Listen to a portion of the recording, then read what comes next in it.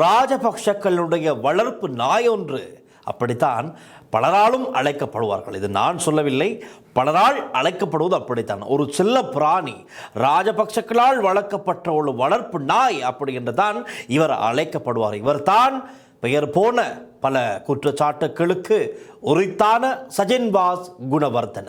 இவரை பற்றி பலருக்கு தெரியாமல் இருக்கலாம். இவரை பற்றி சற்று தேடி பார்க்கும் போது பல விஷயங்கள் வெளியே சொல்லக்கூடியதாக இருக்கும். அதையெல்லாம் நாங்கள் இன்று பார்க்கலாம். இன்று இவர் ஏன் கைதானார் என்று நாங்கள் பார்த்தோமேனால், முன்னாள் பாராளுமன்ற உறுப்பினர் சஜின்வாஸ் குணவர்தன இன்று லஞ்ச ஊழல் ஆணைக்குழுவினால் கைது செய்யப்பட்டுள்ளார்.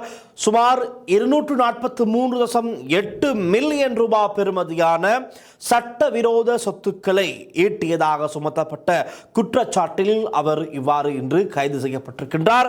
இன்று முற்பகல் வாக்குமூலம் ஒன்றை வழங்குவதற்காக லஞ்ச ஊழல் ஆணைக்குழுவில் அவர் முன்னிலையாக இருந்தார். பல மணி நேரங்கள் அவரிடம் விசாரணை மேற்கொள்ளப்பட்டது, வாக்குமூலம் பெறப்பட்டது.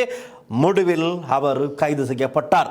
இந்த நிலையில் சட்டவிரோத சொத்து குவிப்பு தொடர்பாக முன்னெடுக்கப்பட்டு வரும் விசாரணைகளுக்கு அமைய வாக்குமூலம் அளிப்பதற்காகவே அவர் இன்று காலை குறித்த ஆணைக்குழுவில் முன்னிலையாக இருந்தார். இந்நிலையில் வாக்குமூலம் வழங்கலின் பின்னர் அவரை லஞ்ச ஊழல் ஆணைக்குழு கைது செய்திருக்கிறது.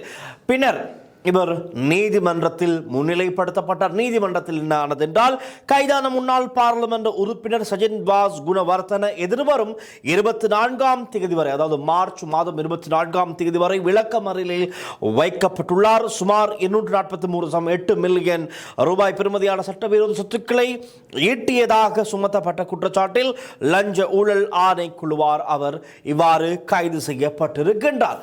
ரைட், இதுதான் என்று அவர் கைதாவதற்கு பிரதான காரணமாக இருக்கிறதாகவே மில்லியன் ரூபாய் 243.8 மில்லியன் ரூபாய் பெறுமதியான சொத்துக்களை நீங்கள் எவ்வாறு சேர்த்தீர்கள் என்று கேட்ட பொழுது அவருக்கு ஆதாரம் காட்டுவதற்கு சரியான கணக்கு வழக்குகள் இல்லை.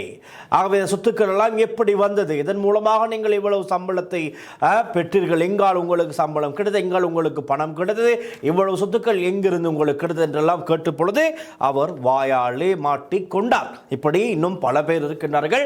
அவர்களும் அடுத்தடுத்து கைது லிஸ்டிலே வருவதற்கு நேர காலம் இருக்கிறது. நேர காலம் பார்த்து அந்த கைதுகள் சரியாக இடம்பெறும்.